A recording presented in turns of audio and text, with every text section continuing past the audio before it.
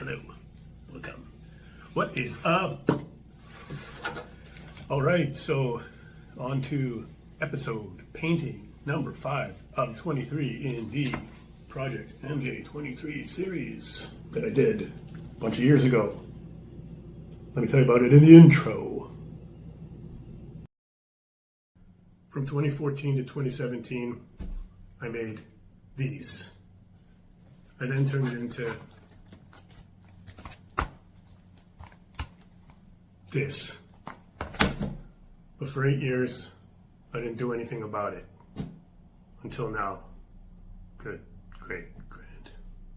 Everybody on the bus. Okay, so 4 paintings down.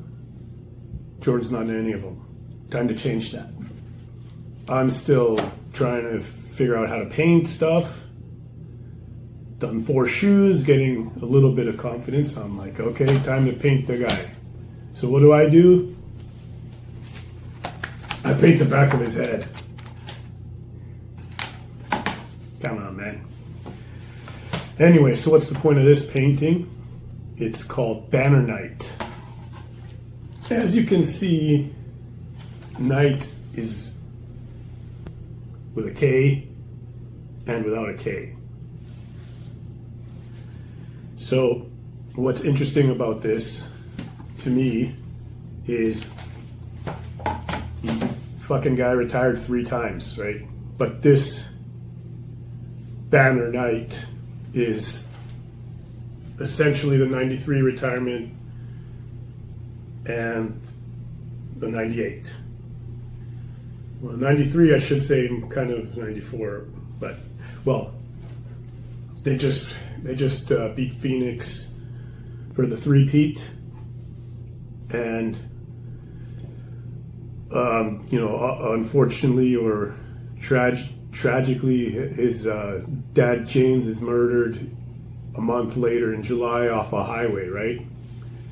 Which I believe is random, but some people say it's deeper than that, gambling stuff, and like, but as if this billionaire can't pay off debts. It's bullshit to me. But whatever, I'm not going to go on that. But I looked back at some old footage of the first announcement. Kind of hilarious. It actually leaked while he was at the NL or ALDS. White Sox Blue Jays game, playoff game, and it wasn't supposed to be leaked, but he was there, and he said oh, he's going to retire tomorrow. All of this, Jim Gray and Pat O'Brien are talking about it in the middle of the game, Pat Borders is striking out and shit, and that wasn't really supposed to be known, but he's well, retiring, and put a real damper on everything, but what can you do? He was claiming exhaustion and there's nothing else to accomplish, and then later saying that his dad, he always wanted him to be a baseball player, so he's going to go after that dream to do that.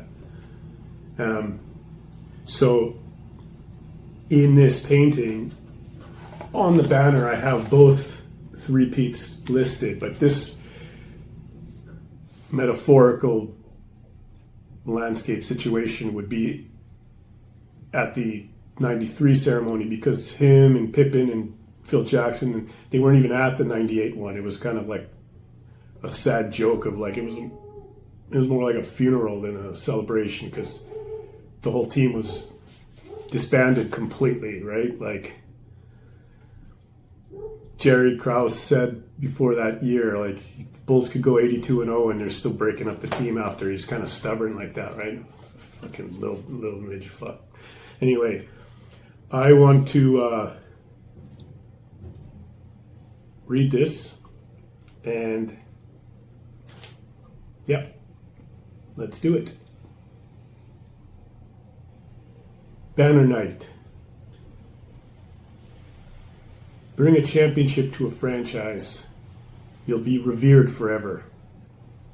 The city will exalt you in exchange for that affirmation, victory, and pleasure. bring them 6 titles in 8 years, that's embarking on dynasty glory. They'll put a bronze monument inside the United Center to immortalize your story. Like a warrior being knighted upon return from triumphant battle, LA, Portland, Phoenix were the first casualties. It'd be another 3 years before Seattle. You see, the Jordan statue, called the Spirit, went up after just one three-peat in 1994. Imagine what Chicago thought of Mike when the Bulls won 3 more. If you look at the painting's fiery textures and rising flow,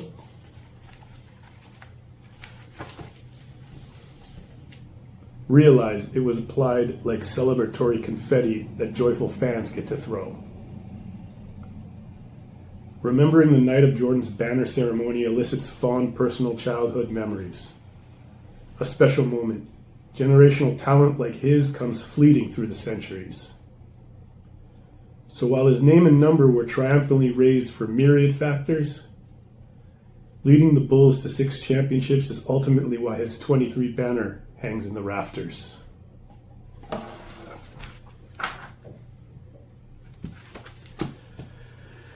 Yeah, so in my mind, it's kind of retirement one. Baseball for a year and a half, minor leagues, Birmingham, some other place, can't remember.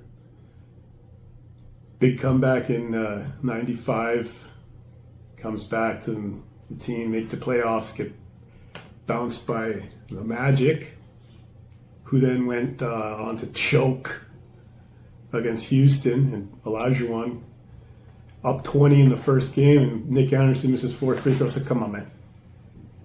But they were going to get beat anyways. Houston was dominant.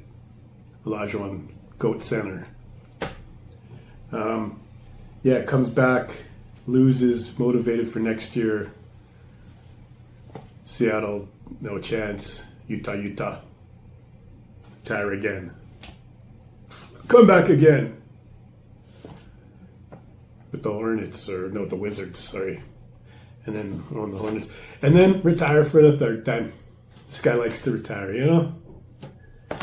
Anyways, see you on the next one. Links, descriptions for the painting and the book down below.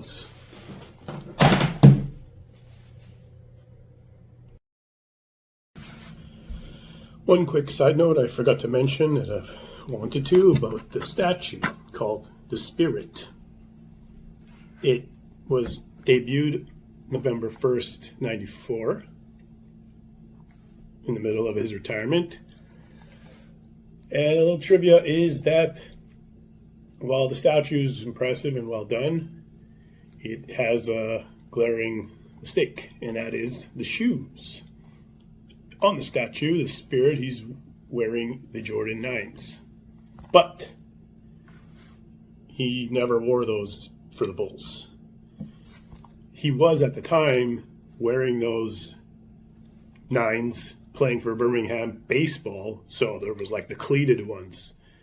So I don't know if they did that on purpose, but they had the shoes he was literally currently wearing while they were making the statue, but only playing baseball. He didn't wear those for the Bulls. So if you ever see the statue, you want to tell somebody, you can tell them that.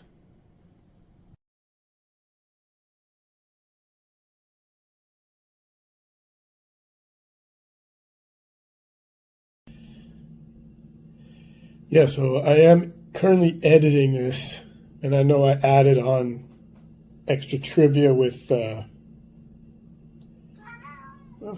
come here for This guy told me, he said, you're not done the video, you got to do more editing about stuff. I said, okay, I'm going to edit the last part about Orlando Magic, Houston Rockets. And so I'm editing this stuff, and that Nick Anderson clip, I mean, it's revisionist history. Houston's winning that 7-game series, you know, but if Orlando wins the first game, which they had, 20 times. They had a massive lead, right? They blow it. They cut the fucking ball with 50 seconds left with a 3-point lead. I think Penny Hardaway, goes for a layup on a penetration and misses. Horace Grant, trying to upstage the Bulls after leaving and Jordan's retired and all this, gets the rebound. He's dominating, right? They kick it out. There's like 15 seconds at this point. Shaw misses a 3. It's like, I don't know. I think it might have been Horace again or Penny. It was in the hands of Cassell or somebody. I don't know. And it doesn't matter. It gets tipped, and Orlando's got it again. 2 offensive rebounds in the last 20 seconds, up 3 after blowing a 20-point lead. The guy, they're just passing it around because the Rockets have to foul, and they foul Anderson. He misses the first one, and he's mad at himself, and he's down in his chest, right? He's like, nah. Misses again. Another offensive rebound. This time it's him. The ball came back to him. He grabbed it, and he's on the floor like, I don't know if he's happy he got the rebound or he's mad he missed 2. Fucking Penny Hardaway can't even watch him shoot again.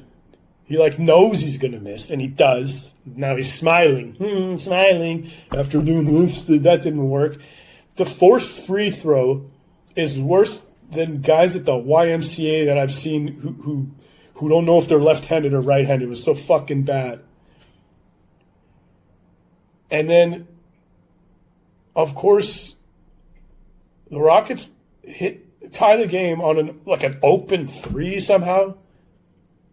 And at the end of overtime, it's tied. And I don't know if Olajuwon's could have been the world's greatest volleyball player, but he tips in a Drexler missed layup with half a second to go, off the top of the backboard. Just boop.